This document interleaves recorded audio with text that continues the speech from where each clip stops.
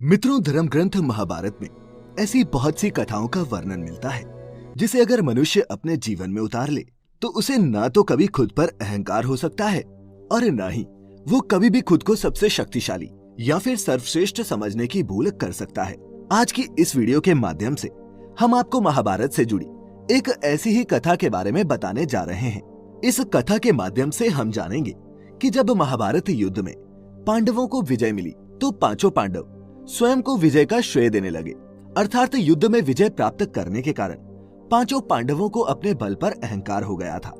तब श्री कृष्ण ने उन लोगों का अहंकार कैसे दूर किया, यही देखेंगे आज की इस वीडियो में। नमस्कार और स्वागत है आपका द डिवाइन टेल्स पर एक बार फिर। मित्रों, स्कंद पुराण के माहेश्वर खंड के कुमारिका खंड के अनुसार ये कथा उस समय की है जब कौरव और पांडव अपनी अपनी सेनाओं सहित धर्म क्षेत्र कुरुक्षेत्र में होने वाले महाभारत युद्ध के लिए एकत्रित हो चुके थे।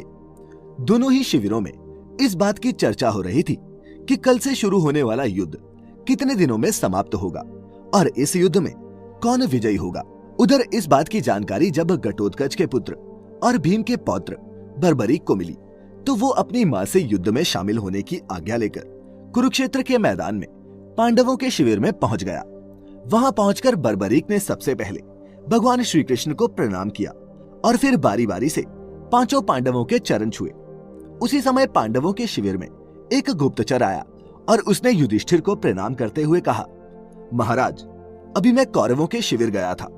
वहां मैंने सुना कि राजकुमार दुर्योधन अपने पक्ष के महारथियों से पूछ रहे थे कि कौन सा योद्धा कितने दिनों में सेना सहित पांडु पुत्रों का वध कर सकता है। जिसके बाद सर्वप्रथम आप लोगों के पितामह और कौरव सेना के प्रमुख सेनापति भीष्म ने कहा कि वह आप पांचों भाइयों और आपकी सेना को एक मास में समाप्त कर सकते हैं। फिर गुरु द्रोणाचार्य ने कहा कि मैं सेना सहित पांचों पांडवों को 15 दिन में समाप्त कर सकता हूँ। इसके बाद अश्वत्थामा ने कहा कि वह आपके पांचों भाइयों और आपकी सेना को 10 दिन में नष्ट कर सकते हैं और अंगराज कर्ण की बातों पर विश्वास करें तो वो आप सभी को केवल 6 दिनों में सेना सहित मार सकते हैं। गुप्तचर की ये बातें सुनकर युधिष्ठिर चिंतित हो उठे और उन्होंने गुप्तचर को शिविर से बाहर जाने को कहा। फिर जब गुप्तचर चला गया तब युधिष्ठिर ने अपने चारों भाइयों से पूछा कि अनुज, तुम लोग होने वाले इस युद्ध को कितने दिनों में समाप्त कर सकते हो। अपने ज्येष्ठ के मुख से ऐसी बातें सुनकर चारों भाई एक दूसरे को देखने लगे। उन लोगों को यह समझ नहीं आ रहा था कि इस प्रश्न का क्या जवाब दें। तब अर्जुन बोले, पितामह, भीष्म और गुरु द्रोणाचार्य ने जो घोषणा की है वह सर्वथा असत्य है, क्योंकि जय और पराजय में पहले से किया हुआ निश्चय झूठा होता है। आपके पक्ष में जो भी वीर योद्धा युद्ध के लिए रणभूमि में जाने वाले हैं, इनमें से एक वीर सारी कौरव सेना का संहार कर सकता है। हे ज्येष्ठ, हमारे पक्ष के योद्धाओं के डर से कौरव और उनकी सेना इस प्रकार भाग जाएंगे जैसे सिंह के डर से मृग भाग जाता है। बूढ़े पितामह भीष्म, वृद्ध गुरु द्रोण और कृपा तथा अश्वत्थामा से हमें क्या भय है। फिर भी यदि आपके चित्त को शांति नहीं मिल रही तो मैं आपको बता दूं कि मैं अकेला ही युद्ध में सेना सहित समस्त कौरवों को एक ही दिन में नष्ट कर सकता हूँ। उधर अर्जुन के मुख से ऐसी बातें सुनकर शिविर में मौजूद घटोत्कच पुत्र बर्बरीक से रहा नहीं गया। उसने अर्जुन से कहा, पितामह, अभी आपने जो कहा है वो सही नहीं है, क्योंकि मैं आपके शत्रुओं अर्थात सेना सहित समस्त कौरवों को कुछ ही पलों में नष्ट कर सकता हूँ। बर्बरीक के मुख से ऐसी बातें सुनकर शिविर में मौजूद सभी योद्धा आश्चर्यचकित हो गए। अर्जुन की आंखें लज्जा से झुक गई। तब भगवान श्री कृष्ण ने कहा, पार्थ, बर्बरीक ने अपनी शक्ति के अनुरूप ही बात कही है, क्योंकि इसके पास ऐसी शक्ति मौजूद है जो कुछ पल में ही होने वाले इस युद्ध को समाप्त कर सकती है। फिर भगवान श्री कृष्ण ने बर्बरीक से कहा, हे वत्स, भीष्म, द्रोण और कर्ण जैसे महारथियों से सुसज्जित कौरवों की सेना को तुम इतना शीघ्र परास्त कैसे कर सकते हो? तुम्हारे पास ऐसा कौन सा अस्त्र है? कृपा करके हमें भी बतलाओ। तब बर्बरीक ने भगवान कृष्ण से दोनों हाथ जोड़ते हुए कहा, प्रभु, आप जो मेरे तरकश में ये 3 बाण देख रहे हैं, इन्हीं बाणों की सहायता से मैं पल भर में अपने शत्रुओं को नष्ट कर सकता हूँ। तब श्री कृष्ण बोले, हे पुत्र बर्बरीक, मैं कथनी पर विश्वास नहीं करता, मुझे प्रमाण चाहिए। तब बर्बरीक ने कहा, हे प्रभु, आप ही बताइए कि मैं आपके सामने खुद को किस प्रकार प्रमाणित करूं। इसके बाद श्री कृष्ण शिविर में मौजूद पांचों पांडव, भीमपुत्र घटोत्कच और बर्बरीक को एक ऐसे स्थान पर ले गए जहां पीपल का एक विशाल पेड़ था। वहां पहुंचकर श्री कृष्ण ने बर्बरीक से कहा, बर्बरीक, ये पीपल का पेड़ देख रहे हो? इस पेड़ में जितने भी सूखे पत्ते लगे हुए हैं वही तुम्हारा लक्ष्य है। अगर तुमने इन 3 बाणों से इस लक्ष्य को भेद दिया तो मुझे तुम्हारी वीरता पर कोई संदेह नहीं रह जाएगा। भगवान श्री कृष्ण की बातें सुनकर बर्बरीक ने कहा, आपकी जैसी आज्ञा प्रभु। फिर उसने अपने तरकश से लक्ष्यों को चिन्हित करने के लिए एक बाण निकाला और धनुष की प्रत्यंचा पर चढ़ाकर उसे पीपल के पेड़ पर छोड़ दिया। पल भर में ही वह बाण उस पीपल के पेड़ में मौजूद सभी सूखे पत्तों को चिन्हित कर तरकश में लौट आया। उस बाण के वापस आते ही बर्बरीक ने जैसे ही उन पत्तों को काटने के लिए अपना दूसरा बाण तरकश से निकाला, उसी समय एक चिन्हित हुआ सूखा पत्ता धरती पर आकर गिर गया, जिसे भगवान श्री कृष्ण ने अपने पांव के नीचे छिपा लिया। उधर पहले की ही भांति बर्बरीक ने दूसरे बाण को धनुष की प्रत्यंचा पर चढ़ाकर पीपल के पेड़ पर छोड़ दिया। देखते ही देखते बर्बरीक के इस बाण ने पल भर में ही उन सभी पत्तों को काट दिया जिन्हें पहले बाण ने चिन्हित किया था। परंतु बर्बरीक का ये दूसरा बाण तरकश में वापस लौटने की बजाय श्री कृष्ण के पांव के पास जाकर रुक गया। ये देख बर्बरीक ने श्री कृष्ण से कहा, हे प्रभु, आपने मेरे द्वारा चिन्हित पत्ते को अपने पांव के नीचे छिपा रखा है। कृपा कर अपना पांव हटा लीजिए, क्योंकि मेरे ये बाण अपने लक्ष्य से कभी नहीं चूकते। बर्बरीक की ये बातें सुनकर भगवान श्री कृष्ण मुस्कुराए और फिर उन्होंने बर्बरीक से कहा, पुत्र बर्बरीक, ये प्रमाणित हो गया कि तुम पल भर में ही इस युद्ध को समाप्त कर सकते हो, किंतु अब तुम्हारा जीवित रहना धर्म के अनुकूल नहीं है। ये सुन घटोत्कच सहित 5 पांडव हैरान रह गए। फिर युधिष्ठिर सहित सभी पांडव श्री कृष्ण के समीप आए और उनसे बोले, हे वासुदेव, आप ये क्या कह रहे हैं? ये तो हमारे लिए अच्छी बात है कि बर्बरीक हमारे पक्ष से युद्ध में भाग लेगा। तब श्री कृष्ण बोले, आप लोगों को जैसा दिख रहा है वो सत्य नहीं है। अर्जुन बोला, तो फिर सत्य क्या है वासुदेव? तब भगवान ने जवाब दिया, आप लोगों को सारी सच्चाई बर्बरीक ही बताएगा। फिर श्री कृष्ण के कहे अनुसार बर्बरीक ने सच बताते हुए कहा, पितामह, प्रभु श्री कृष्ण सही कह रहे हैं, क्योंकि मैंने अपनी माता को वचन दे रखा है कि जो भी पक्ष इस युद्ध में निर्बल होगा मैं उस पक्ष से युद्ध करूंगा। ये सुन भीम ने कहा, हे वासुदेव, शक्ति की गणना के अनुसार तो इस युद्ध में हमारा ही पक्ष निर्बल है, फिर आप ऐसा क्यों कह रहे हैं? तब श्री कृष्ण भीम से बोले, हे मजले भैया, शुरुआत में आपका पुत्र बर्बरीक तो आपके पक्ष में होगा, लेकिन अगले ही पल जब कौरवों का नाश हो जाएगा तो ये आपके विरुद्ध खड़ा हो जाएगा और कौरवों की तरह आप सभी का भी विनाश कर देगा। भगवान श्री कृष्ण के मुख से ऐसी बातें सुनकर बर्बरीक ने उसी क्षण उनके चरण पकड़ लिए और कहा, हे प्रभु, अब आप ही बताइए मैं क्या करूं? तब श्री कृष्ण ने बर्बरीक को अपना शीशदान अर्थात प्राणदान देने को कहा। ये सुन बर्बरीक ने अपने दोनों हाथ जोड़ते हुए कहा, भगवान, मेरी एक इच्छा है कि मैं भी इस युद्ध में शामिल हो सकूं और अपनी आंखों से इस युद्ध को देख सकूं। ऐसे में अब आप ही बताइए कि मेरी इच्छाओं का क्या होगा?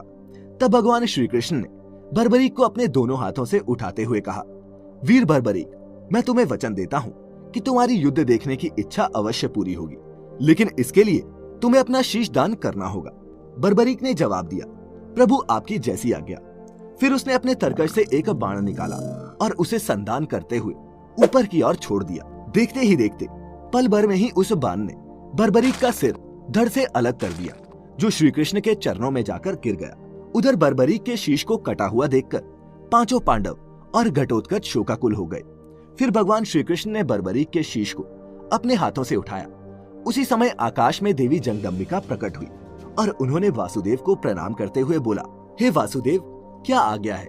तब श्री कृष्ण ने कहा, हे देवी, बर्बरीक के शरीर को अमृत से सींचने की कृपा कीजिए, ताकि वीर बर्बरीक का ये शरीर अजर अमर हो जाए। भगवान का आदेश पाते ही देवी ने उस कटे हुए शीश को अमृत से सींचकर अजर अमर कर दिया और स्वयं अंतर्ध्यान हो गई। फिर बर्बरीक का कटा हुआ शीश भगवान कृष्ण से कहने लगा, प्रभु आप धन्य हैं, आपकी कृपा से मैं इस युद्ध को अपनी आंखों से देख पाऊंगा। अब ऐसा लगता है कि मेरा जीवन सफल हो गया।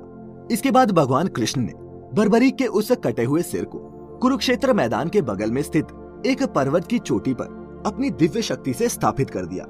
उसके बाद भगवान कृष्ण ने बर्बरीक के कटे हुए सर से कहा, हे शीशदानी, हे वीर बर्बरीक, तुम पर्वत की इस चोटी से कल से शुरू होने वाले धर्म युद्ध को देखोगे और तुम ही एकमात्र इस युद्ध के साक्षी रहोगे। तुमसे ही आने वाली पीढ़ी इस धर्म युद्ध की कथा जान पाएगी।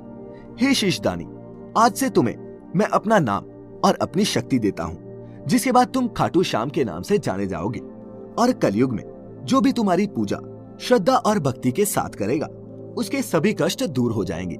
फिर श्री कृष्ण के ऐसा कहने के बाद पांडवों ने बर्बरीक के उस शीश को प्रणाम किया और फिर वे सभी श्री कृष्ण सहित अपने शिविर को लौट आए। अगले दिन कुरुक्षेत्र के मैदान में कौरवों और पांडवों के बीच महाभारत का धर्म युद्ध शुरू हो गया, जो 18 दिनों तक चला। इस युद्ध में कौरव पक्ष के सभी महारथी मारे गए और पांडवों को जीत मिली। लेकिन मित्रों, अगर आप ये जानना चाहते हैं कि इन 18 दिनों में किस दिन क्या हुआ, तो इसके लिए आप हमारी एक दूसरी वीडियो देख सकते हैं, जिसमें हमने विस्तार से महाभारत के युद्ध के घटनाक्रमों का वर्णन किया है।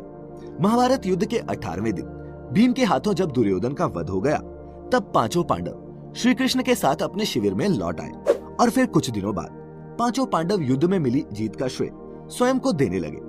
एक ने कहा कि उसने युद्ध का संचालन धर्मपूर्वक किया, इसीलिए उन सभी को युद्ध में जीत मिली। तो किसी ने कहा कि अगर वह पितामह भीष्म को बाणों की शैया पर नहीं लिटाता तो उन्हें महाभारत के युद्ध में जीत मिलना असंभव था।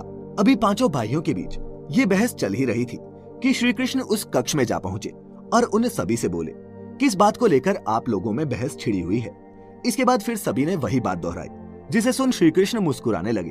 तब युधिष्ठिर ने पूछा, हे वासुदेव, आप ही बताइए कि इस युद्ध में जीत का श्रेय किसे जाता है। तब श्री कृष्ण युधिष्ठिर से बोले, भैया, इसका जवाब तो वही दे सकता है जिसने इस युद्ध की सभी घटनाओं को अपनी आंखों से देखा है और वही इस युद्ध का एकमात्र साक्षी भी है। श्री कृष्ण के इतना कहते ही पांचों पांडव समझ गए कि वासुदेव बर्बरीक की ही बात कर रहे हैं। फिर पांचों पांडव भगवान कृष्ण के साथ उस पर्वत पर पहुंचे जिसकी चोटी पर से बर्बरीक ने संपूर्ण महाभारत युद्ध को देखा था। वहां पहुंचने पर बर्बरीक ने श्री कृष्ण और पांचों पांडवों को सादर प्रणाम किया और फिर श्री कृष्ण से पूछा, भगवान, आप यहाँ किस उद्देश्य से आए हैं। तब श्री कृष्ण ने कहा, वीर बर्बरीक, तुम्हारे पांचों पितामह स्वयं को इस युद्ध में जीत का श्रेय दे रहे थे, लेकिन वास्तविकता क्या है ये केवल तुम ही इन्हें बता सकते हो। तब बर्बरीक ने कहा, पितामह, आप लोग किस आधार पर खुद को इस युद्ध में मिली विजय का श्रेय दे रहे हैं, जबकि सत्य तो ये है कि आप सभी किसी से लड़े ही नहीं। वास्तव में तो युद्ध मेरे प्रभु श्री कृष्ण कर रहे थे। उन्होंने ही ये युद्ध लड़ा जिसमें ये खुद ही जीते भी और खुद ही हारे भी। बर्बरीक की बातें सुनकर पांचों पांडवों का सर लज्जा से झुक गया। फिर युधिष्ठिर श्री कृष्ण से बोले, वासुदेव, हमें क्षमा कर दें, हम सभी को अपने अपने बल का अभिमान हो गया था। अब हम जान गए हैं कि इस युद्ध में जो भी हुआ वो आपकी मर्जी से हुआ। इसके बाद वे सभी अपने महल को लौट आए। इसीलिए कहा जाता है मित्रों कि मनुष्य को कभी भी किसी भी चीज का अभिमान नहीं करना चाहिए, क्योंकि हम तो सिर्फ एक कठपुतली हैं उस परम परमेश्वर परमात्मा के हाथों। तो उम्मीद करता हूँ मित्रों कि आपको खाटू श्याम जी की ये कथा पसंद आई होगी। अगर पसंद आई हो तो इसे ज्यादा से ज्यादा लाइक और शेयर करें